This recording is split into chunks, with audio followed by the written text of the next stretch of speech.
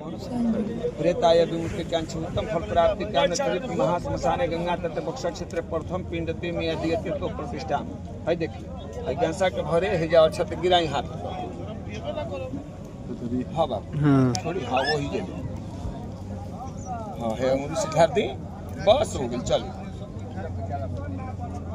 अद्य सोचांत दो तिहरी मासा नमास उत्मे मास महात्म मास माघ मास कृष्ण पक्ष पंचमी आंगे तीर्थ अपन नाम धरी और सुमत स्वर्गीय पिताजी के नाम गोत्र आप प्रेताय विमुक्ति कांक्षी उत्तम फल प्राप्ति काम चरित्र महाश्मशाने गंगा तट बक्सर क्षेत्र द्वितीय पिंड तेमी अधीयते तो प्रतिष्ठा हो हाथ के सामने छोड़ ठीक है आए अद्य सोचांत दो तिहरी मासा नमास उत्मे मास महात्म मास माघ मास कृष्ण पक्ष पंचमी आंग तीर्थ आपन नाम धरी और समस्त स्वर्गीय पिताजी के नाम गोत्रापन प्रेताय विमुक्ति कांक्षी उत्तम फल प्राप्ति कामना चरित्र महाश्मशाने गंगा तट बक्सर क्षेत्र तृतीय पिंड ते में अधीयते तो प्रतिष्ठा मुझे ना भी पढ़ी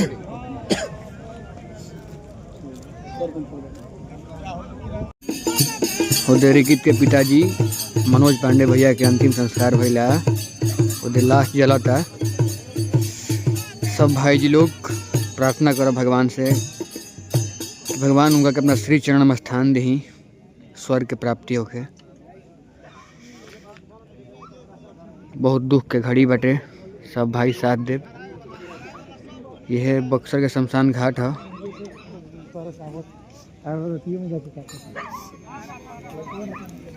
ये पंच तत्वों में आदमी विलीन हो जाले। विलीन भेला के बाद मुक्ति मिलला सबके। अंतिम यात्रा ये तक होला इंसान के। सबके जिए के बा मरे के बा अंतिम में ये जरे के बा।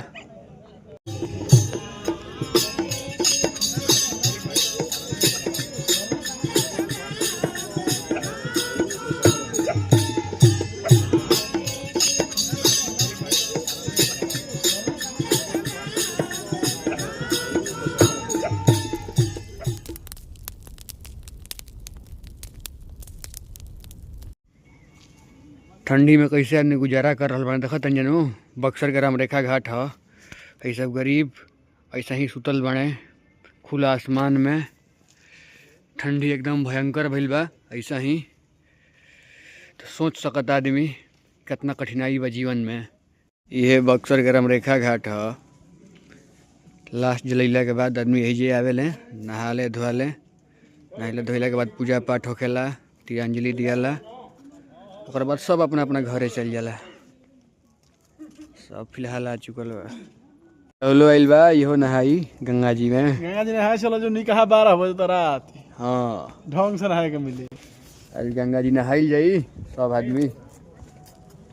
ठंडा तो बहुत बा लेकिन का कइल जाई। ठंडा पानी में जाएगा ना ना अभी ना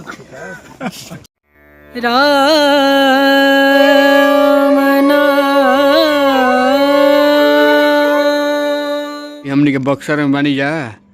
ये मंदिर के निर्माण हो रहा बा। कितना बढ़िया स्ट्रक्चर लिखल बा कितना बढ़िया डिजाइन बाटे कर देखी जा। लाइट लगल बा फर्स्ट क्लास के बढ़िया डेकोरेट कइल जाता करा के। तरीकित के दुख के घड़ी में हमनी के सब आदमी उनका साथे बनी जा। भगवान उनका के शक्ति देस दुख सहन करे खातिर। हम के सब भाई उनका सपोर्ट करब जा।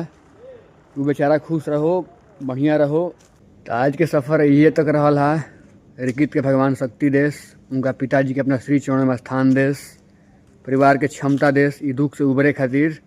बाकी हमनी के सब प्रार्थना ही कर सकत नहीं जा और हमेशा उनका साथ देव जा। कोनो दिक्कत ना होई तो सब भाई साथ दी जा। अपना गांव में पहुंच गई बन जा। 2 बजता रात के कोहरा इतना भइल बा कि आस पास के कुछ नहीं लौकत। धीरे धीरे गाड़ी स्पीड में लेके आओ तंजा 30 के 40 के फॉग लैम्प सब बारले बन जाए तब हई हाली भइल बा। आस पास के कुछ नहीं लौकत। गांव में अपना पहुंच गई जा। ओझा बता हमनी के अरे ये कटवा हटे ये से हमनी के मुड़े के बाद देखिए इतना कोहरा बा कि हमनी के कट भी नहीं लौकत। अपना गाँव के कट नहीं बुझाता हमनी के कहाँ से मुड़े के बा।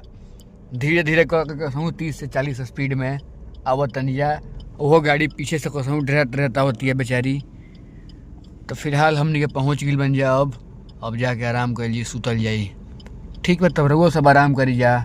आज के लिए बस इतना ही, मिलते हैं नेक्स्ट ब्लॉग में। जय श्री राम। और गेटवा खोल ले बा अपन पिछला। और पागल ड्राइवर वाला भाई जी कैसे कैसे ओकरा के लेके आइल बनी जा हमनी के। गइलू, बाय बाय। भजले राम नाम सुख धाम, भजले राम नाम सुख धाम, भज